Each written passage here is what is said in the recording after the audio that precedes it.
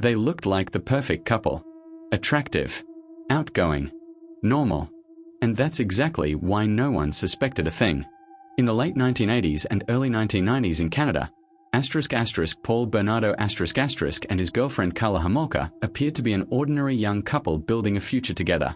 Friends described them as loving. Neighbors noticed nothing unusual. Family members had no idea what was happening behind closed doors. Paul was confident, charming, intelligent, someone who blended in easily. Karla appeared devoted and eager to please. Together, they projected stability, the kind that makes people feel safe. But beneath that image, something dark was forming. Paul carried a deep need for control and dominance. Long before police attention, his fantasies were already violent. He viewed people as objects, tools for power and gratification. Karla didn't stop it. Instead, she adapted.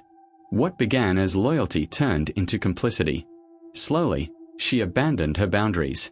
Over time, the line between victim and participant blurred in ways that would later shock an entire country. There were early warning signs, disturbing behavior hidden behind charm, moments that felt wrong but not urgent enough to confront. That hesitation mattered. Because while the world saw a normal couple in love, something far more dangerous was growing quietly inside their relationship. As the relationship deepened, the imbalance of power became impossible to ignore. Paul didn't want affection, he wanted obedience. Control wasn't incidental, it was central to who he was. He tested boundaries constantly, pushing further to see what Karla would tolerate. And each time, she stayed. At first, the manipulation was subtle. Guilt framed as love. Loyalty redefined as proof. Paul presented his desires as needs, and his needs as Karla's responsibility. Gradually, resistance faded. What made this escalation especially dangerous was how the abnormal became routine. Lines were crossed, then erased.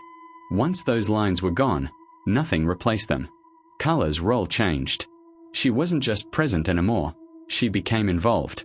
She helped, enabled, rationalized.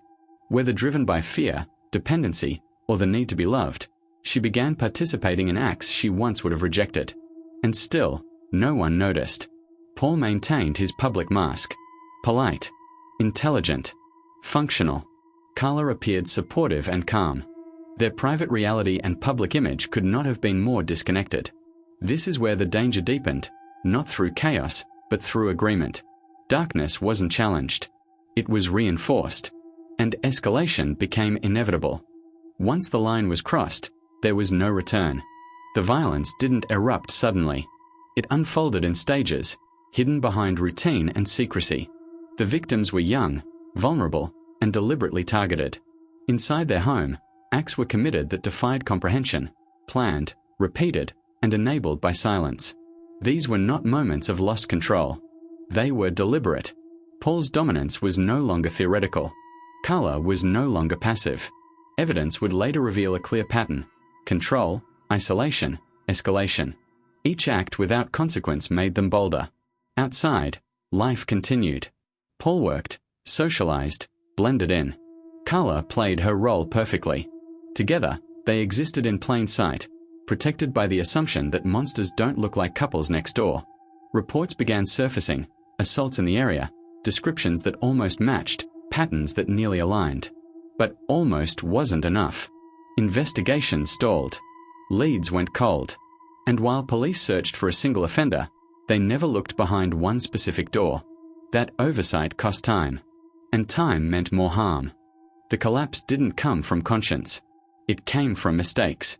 As assaults continued, pressure on police increased. Patterns were finally connected. Evidence began pointing toward a man hiding in plain sight: Paul Bernardo. When suspicion tightened, the relationship fractured. Loyalty gave way to self-preservation. Karla went to authorities, not as a perpetrator, but as a witness. She presented herself as a victim of manipulation and abuse, describing fear and coercion. Crucially, she offered testimony investigators believed they needed to convict Paul. A deal was made. In exchange for cooperation, Karla received a dramatically reduced sentence. Authorities believed they were trading leniency for justice, but they didn't yet know everything. As the case progressed, new evidence surfaced: videotapes, documentation, revealing that Karla's role had been far more active than disclosed. Public outrage exploded. How could someone so deeply involved receive such leniency? How could the full truth emerge only after the deal was sealed? Trust in the justice system fractured. Families felt betrayed, not just by the offenders, but by the process meant to protect them. When the full truth emerged, it felt like a second betrayal. The videotapes confirmed what many feared. Karla Homolka was not a passive victim. She was an active participant, aware, involved, complicit. But the agreement stood. Paul Bernardo was convicted and sentenced to life in prison. On paper, justice was served. In reality, it felt incomplete. Public anger hardened. The case forced Canada to confront uncomfortable questions about accountability, plea deals, and moral compromise. Legal practices changed, but only after irreversible damage. For the victims' families, closure never came. Their loss became part of a national reckoning over justice diluted by procedure. And that is the shadow this case still casts. Not only because of what Paul Bernardo did, but because of what was allowed to happen afterward. Because sometimes the most disturbing part of true crime isn't the crime itself, but realizing how profoundly the system can fail and never fully undo it.